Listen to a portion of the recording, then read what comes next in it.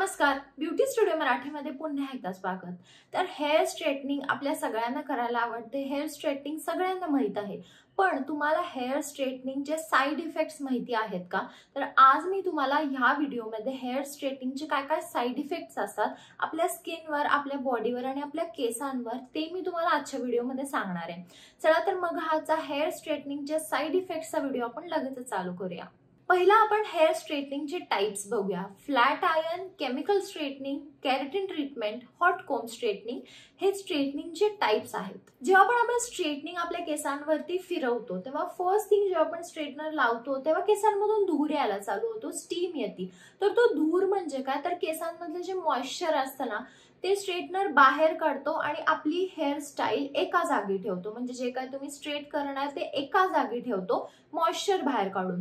म्हणून जेव्हा आपण हेअर वॉश करतो, हेअर वॉश केल्यानंतर केस आपले बॅक टू नॉर्मल येतात, परत आपलं स्ट्रेटनिंग निघून जातं।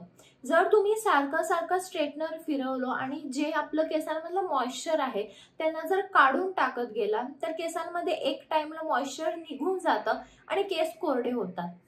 तुम्ही बघितलं असेल, जे लोक खूप जास्त प्रमाणात म्हणजे रोज स्ट्रेटनिंग करतात किंवा कोणत्याही प्रकारचं स्ट्रेटनिंग करतात ना, त्यांना इथूनच फाटे फुटायला चालू होतात। तर इथून फाटे जेव्हा फुटतात तेव्हा समजून घ्या की तुमचं मॉइश्चर सगळं गेलेलं आहे केसांमधलं। आणि जेव्हा केसांमधलं मॉइश्चर पूर्णपणे निघून जातं तेव्हा केसांना फाटे फुटतात, असे कोरडे ड्राय डॅमेज्ड हेअर्स यायला चालू होतात। केसांमधलं मॉइश्चर निघून गेलं स्ट्रेटनिंगमुळे की केस खूप जास्त ड्राय, फ्रिझी, कोरडे व्हायला चालू होतात। त्यामुळे स्ट्रेटनिंगचा हा एक साइड इफेक्ट आहे। तुम्ही परमनंट स्ट्रेटनिंग करा नाहीतर टेम्पररी स्ट्रेटनिंग, या दोन्ही स्ट्रेटनिंगने ना आपल्या जे केसांचा हेअर स्ट्रँडचा जो टेक्स्चर असतो ना तो वीक होत जातो। म्हणजे हा आपला एक केस हा खूप वीक होत जातो आणि तो तुटायला चालू होतो आणि मग हेअर फॉल चालू होतो। जर आपण सारखं स्ट्रेटनिंग करत गेलो तर जसं मी तुम्हाला मगाशी म्हटलं की स्प्लिट एंड्स आपले इथून चालू होतात। तर हे जे स्प्लिट एंड्स असतात ना, जोपर्यंत तुम्ही स्ट्रेटनिंग थांबवत नाही तोपर्यंत हे स्प्लिट एंड जाणार नाहीये। आणि मोस्टली तुम्हाला हे जे स्प्लिट एंड्स आहेत ते वाढल्यानंतर कट करायलाच लागतात, कारण ते खूप ड्राय झालेले असतात, त्यांच्यामधलं मॉइश्चर निघून गेलेलं असतं।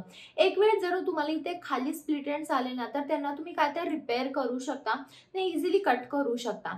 पण ह्या वरच्या ज्या स्प्लिट एंड्स असतात त्यांना कट करणं थोडंसं मुश्किल असतं।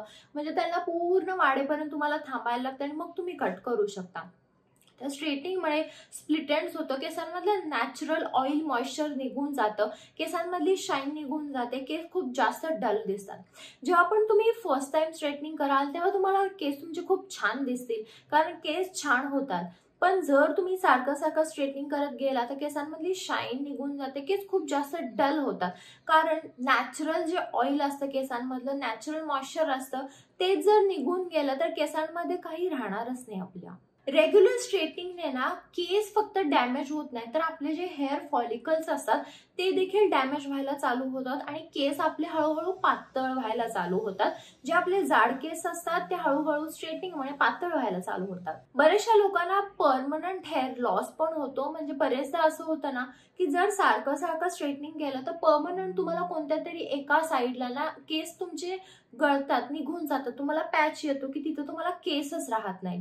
तर हे देखील एक स्ट्रेटनिंगचा साइड इफेक्ट आहे। हेअर स्ट्रेटनिंगमुळे जसं मी तुम्हाला सांगितलं की नॅचरल ऑइल आणि मॉइश्चर निघून जातं, मग स्कॅल्पला आपल्याला इचनेस होती, खाज उठायला लागते हेअर स्ट्रेटनिंगमुळे, कारण नॅचरल ऑइलच नसतं, त्यामुळे आपला स्कॅल्प ड्राय होणार, आपल्याला खाज होणार।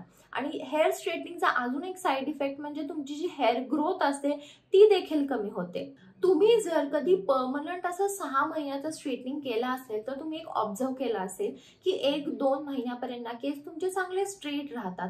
पण नंतर जेव्हा तुमचे नॅचरल केस येतात तेव्हा अर्धे केस नॅचरल, खालचे केस स्ट्रेट, असे हे कॉम्बिनेशन खूप वेगळं दिसतं। म्हणजे तुम्ही बरेचदा असं बाहेर बघितलं असेल की खालचे केस एकदम स्ट्रेट असतात आणि वरचे थोडेसे कुरळे असतात, वरचे एकदम फ्रिझी असतात। म्हणजे त्या केसांचं काय झालंय तेच आपल्याला समजत नाही। तर हे का होतं, कारण जे आपले नॅचरल केस आहेत ते तर स्ट्रेट नाही आहेत, तुम्ही त्याला केमिकल लावून स्ट्रेट केले, त्यामुळे नॅचरल केस हे नॅचरलच येणार आणि जे तुम्ही केमिकल लावून केले ते 6 महिन्यापर्यंत तसेच राहणार। त्यामुळे हा एक वियर्ड कॉम्बिनेशन होतो। जर तुम्ही असं काही केलं तर तुम्हाला नॅचरल केस तुमचे कट करायला लागणार, नाहीतर जे तुमचे स्ट्रेटनिंग केलेले केस आहेत ते तर तुम्हाला कट करायला लागणार। परमनंट स्ट्रेटनिंगसाठी जे काही केमिकल्स वापरले जातात त्यांनी कधी कधी आपल्या नाकाला, स्किनला, हाताला कुठेही ॲलर्जी होऊ शकते, कारण हे जे केमिकल्स असतात हे खूप जास्त स्ट्रॉंग आणि हार्श असतात. जर तुम्ही केला असेल कधी स्ट्रेटनिंग तर तुम्हाला माहिती असेल की त्याचा वासच इतका जास्त स्ट्रॉंग असतो.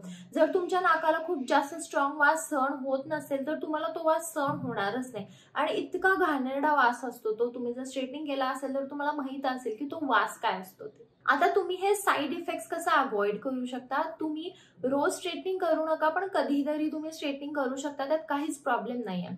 स्ट्रेटनिंगची जी हीट असते ती लो टू मीडियम ठेवा, कधीही हाय टेम्परेचरवर स्ट्रेटनिंग करू नका. जेव्हा पण तुम्ही स्ट्रेटनिंग करता ओल्या केसांवर स्ट्रेटनिंग कधीही करू नका, ड्राय केसांवर करा. हीट प्रोटेक्टर नक्की वापरा, नाहीतर ॲलोवेरा जेल वापरा. आणि जेव्हा पण तुम्ही स्ट्रेटनिंग करता त्याच्या 2-3 दिवसांनी हेअर वॉश करा, चांगलं तेल लावा, हेअर मास्क लावा, दही लावा, जेणेकरून केसांमधलं मॉइश्चर परत येईल आणि केस परत बॅक टू नॉर्मल होतील. तुम्हाला जास्त साईड इफेक्ट्स मिळणार नाहीत. तर हा होता हेअर स्ट्रेटनिंगच्या साईड इफेक्ट्सचा व्हिडिओ.